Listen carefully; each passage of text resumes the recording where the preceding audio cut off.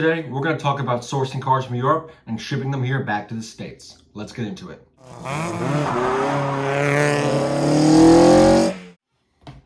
So you might be asking yourself, why even import at all?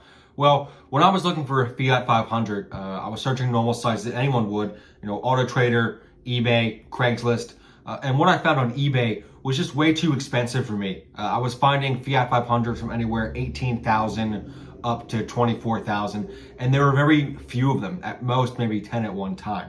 So I thought to myself, could I bring one from Europe at a cheaper price than it would be to buy one here that's already in the States? Okay, so that brings us to the first point in bringing cars over from Europe, is sourcing.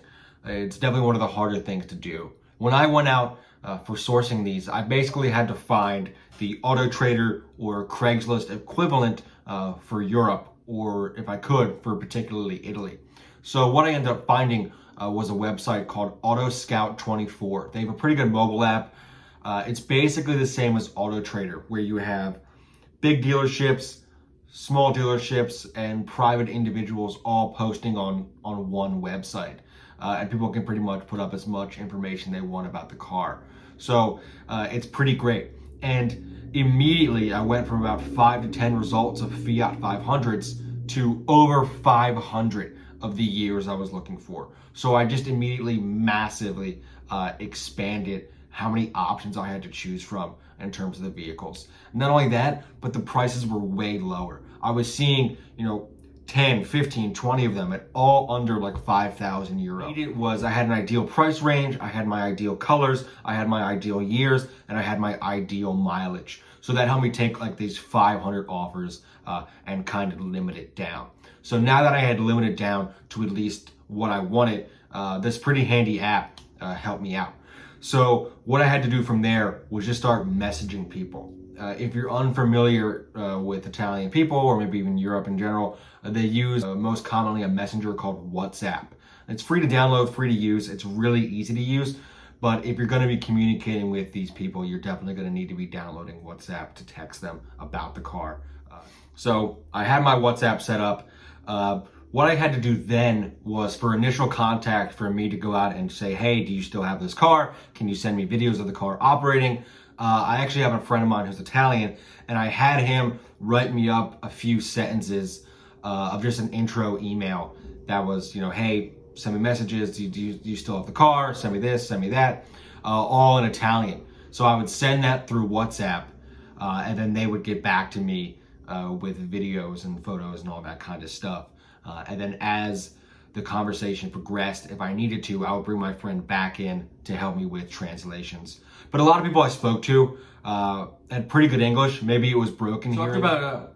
After about 3 months of looking for a car or looking for a Fiat 500, I eventually just messaged someone in all of my messages I sent out that ended up being a pretty small dealership. It was kind of interesting because this dealership worked as more of like a real estate agent, in that they didn't own the cars. They would sell the cars for people. I guess it's kind of like how we do consignment here in the States. But anyway, I sent him a message about a white Fiat 500. And then he actually sent me all the other 500s they had in their offerings. And I saw a blue 1972 Fiat 500L that was in great shape. And it was at a pretty good price, 5,500 euro. So after talking with the guy, it was pretty great to have him on my side, because he wants to make commission. He wants to make this sale. And so now I have someone who has A, better English, and B, is dedicated to getting me all the videos and photos I need to make a decision on this purchase. So I would definitely recommend working with someone on the inside who has your interest at heart, right? It just changes the game. So it eventually came time to make an initial offer that, hey, I'm interested in the car, I'd like to buy it. And from the 5,500 price, I said, hey, I'll give you 4,500 euro, which was actually, it wasn't accepted at first, but they were open to bartering. So the middleman went to the owner and said, hey, this is what he's offering. Will you accept it? And we eventually settled on a price of 4,800 euro, which I thought was a steal, because in US dollar, that's about 5,800 bucks. So once you have something written up, like a bill of sale, in my case, the dealer wrote up a quick little bill of sale between Fabio and I. to, agree. Jeff agrees to pay this much. Fabio agrees to deliver the car in this condition. Blah, blah, blah, blah, blah. You need to physically send the money over to Italy. Now, this can be as easy as walking down to your local bank that you have a debit card with and telling them, hey, I need to send this business over in Italy some money. Here's all of their numbers. You'll need their IBAN code, their SWIFT. I'll put more in the description about what you actually need to send a wire transfer. But I don't recommend using your local bank because they normally charge a pretty high markup on the euro. For example, the day I went to go in TD to see what they would, give me on exchange rate, the euro was trading at 121 for a dollar, right? So I would need to pay 121 to get 1 euro. They told me you pay 126, which was ridiculous. It wasn't that bad for me sending $5-6 grand, but when you're sending like hundreds of thousands of dollars, that's absolutely crazy. So there's a lot of alternatives out there on the web. I'll even put one in the video of how I got a markup of 0.005 on 121. So it was absolutely fantastic.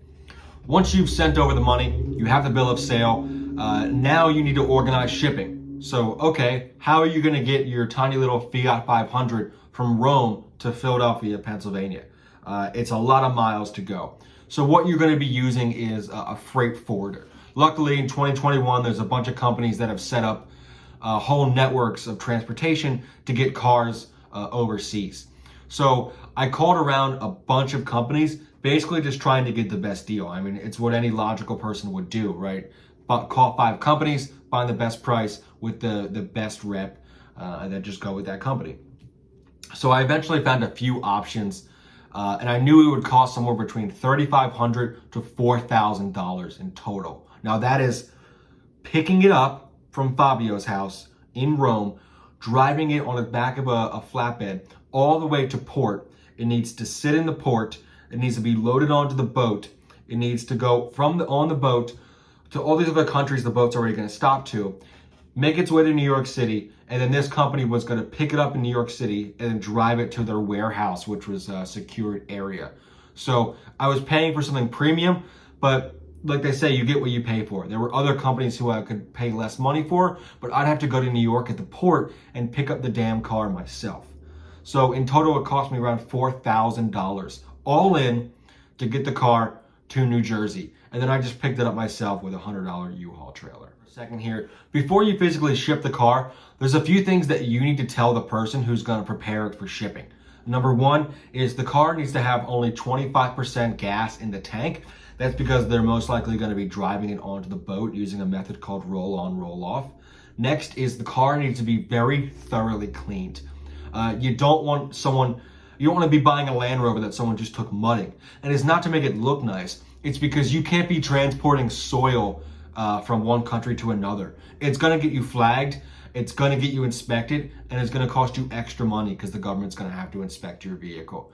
The next is you don't want anything inside the car that isn't attached to the car. Now that means like anything that's like, if there's a knob loose from like the air conditioner or the radio, it's pretty risky to have that loose knob floating around the car. Things get lost. Things get stolen very often. This car is traveling thousands of miles over about a month and a half, and you have no idea how many people are touching it. So those are kind of the 3 big things, and I'll list more in the description of what you need to make sure the seller does before that car gets on the flatbed. So the very, very last thing is, your car finally gets here. You're super excited to drive it. You have all this paperwork in your hand, but it's all in a different language. Maybe it's in German. Maybe for me, it was in Italian. So then I had to go about finding how do I get plates for a car that has a foreign title. It's actually pretty easy. I have a video on this about how to get plates and registration from Vermont. It takes as little as 3 to 4 weeks. So I'll put a link to that video in the description. Thanks for watching. I really hope this helps, and I encourage you to bring a car over from Europe. Maybe it'll save you some money, or maybe you'll have a car that no one has seen before. A lot of people have done this with JDMs, but I would love to see a lot more people do it with Euro spec cars. So thanks again. Please subscribe, and if you like the video, like down below. Thanks for watching Macchina Speciale.